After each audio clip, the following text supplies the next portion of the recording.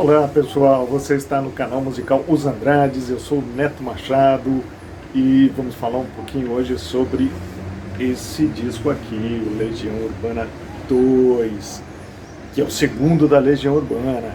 Foi lançado em 1986. De 85 para 86, pipocavam as bandas de rock, o rock nacional dos anos 80, né? Titãs, Barão Vermelho, Legião Urbana, Paralamas, entre outros, né?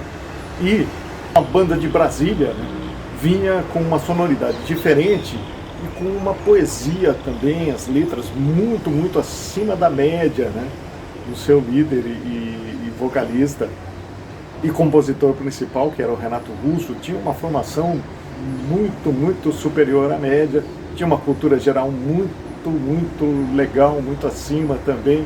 E o primeiro disco, que veio mais como uma porrada política, digamos assim, né? Uma sonoridade mais pesada, com Geração Coca-Cola, com Será, com Ainda é Cedo, né? E em 85 conquistou principalmente os jovens universitários, né? Quem estava começando na vida universitária como eu.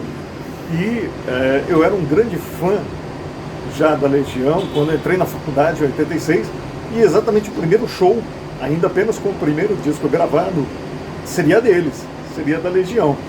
E eles tocaram então boa parte do disco, do primeiro disco, né, com aquelas músicas mais politizadas, mais punks, vamos dizer assim, mais rock and roll.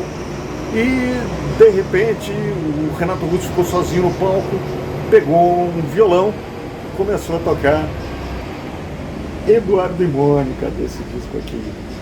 E a gente ficou completamente surtado, ficou paralisado, ouvindo aquela história. E aquilo me surpreendeu, porque ainda sem lançar o disco, ele já tocava no repertório e incluía nos shows.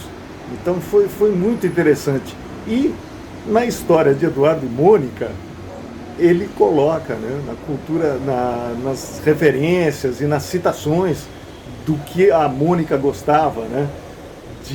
Ela gostava de Bandeira, o Manuel Bandeira, o poeta do modernismo brasileiro, grande poeta. Bandeira, Bauhaus, a banda alemã, uma banda experimental, diferente também de rock. Van Gogh, o pintor holandês. Os Mutantes, maravilhosa banda que a Rita Lee começou, né? Caetano Veloso, ela gostava do Bandeira e do Bauhaus. Van Gogh, dos Mutantes, de Caetano e de Rimbaud, grande poeta francês que influenciou os poetas beatniks dos anos 50 para os anos 60, a cultura hippie. O Jim Morrison gostava muito do Rimbaud também. Então eu comecei a ler Rimbaud e fui procurar Rimbaud depois do Renato citá-lo nessa música, Eduardo e Mônica. E recomendo para todos o Iluminuras, que é a grande obra do Rimbaud, uma obra poética linda, vale a pena. Fala do começo da urbanização, ele começa a falar do início da vida moderna, lá atrás, em 1770, né?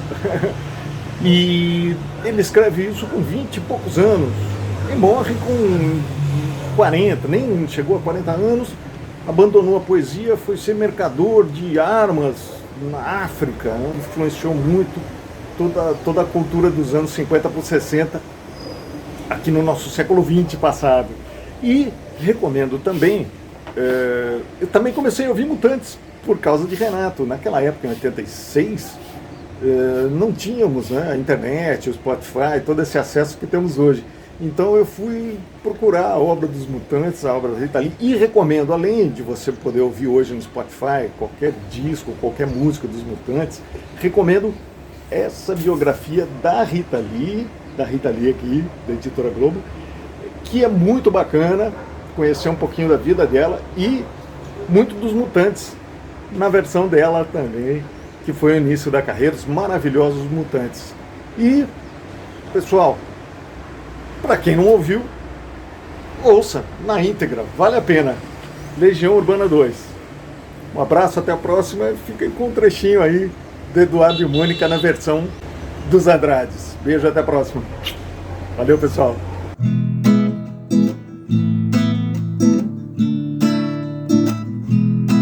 Ela César gostava do Bandeira e do Bauhaus, de Van Gogh, dos Mutantes, de Caetano e de Rambo. E o Eduardo gostava de novela e jogava futebol de botão com seu avô.